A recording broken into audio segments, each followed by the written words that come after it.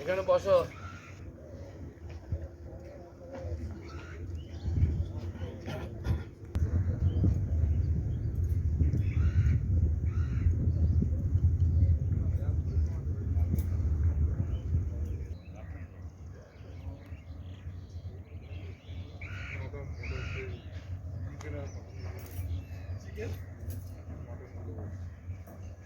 অভিষেক বন্দ্যোপাধ্যায় গতকাল বারবার করে বলছেন যে ভাইপোর নাম নিতে আপনারা কে ভাইপো বলে করছেন, অভিযোগ করছেন এবং নাম করে আপনাকে গুন্ডা বলছেন, কৈলাস বিজয়বর্গীয়কে বহিরাগত বলছেন। কৈলাস বিজয়বর্গীয় ছেলেকেও গুন্ডা বলছেন। কে গুন্ডা সে তো পঞ্চায়েত ইলেকশন আমরা দেখেছি।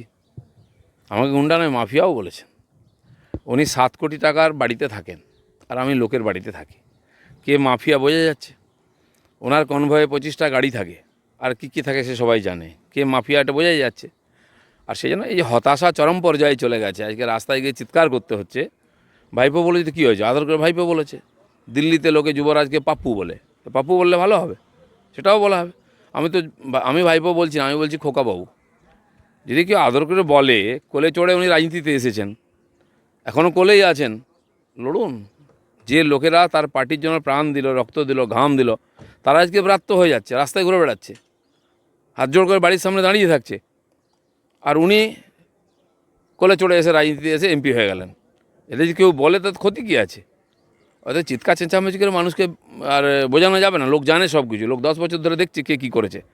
প্রাইভেট প্রপার্টি বানানো হয়েছে, পুরো কালীঘাটকে ফাঁকা করা হয়েছে, লোককে ওখান থেকে উজাড় করে দেওয়া হয়েছে, লোকের জমি জায়গা বাড়ি দখল করা হয়েছে। আর আমি হয়ে গেলাম মস্তান, আমি মাফিয়া, আমি গুন্ডা। যদি এতে গুন্ডামি হয়, আমি সাধারণ মানুষের জন্য গুন্ডামি করছি। সাধারণ মানুষের যে অত্যাচার অপমান হচ্ছে তার বিরুদ্ধে গুন্ডামি করছি, এবং সবে তো শুরু করেছি। গুন্ডামি দেখেছেন কি? অনেক দেখতে হবে এখনও। দেখছি আমাদের উকিল দেখছেন ব্যাপারটা। যদি মনে হয় আইনি নয়, সমাজের মানুষ এটা চিন্তাভাবনা করা উচিত যে কী ধরনের ভাষা প্রয়োগ করা উচিত প্রকাশ্যে। কেউ যদি মনে করে সে মালিক হয়ে গেছে ক্ষমতায় জিতে গিয়ে, মানুষ তুলতেও পারে, মানুষ ফুলতেও পারে। চলুন, হয়ে গেছে।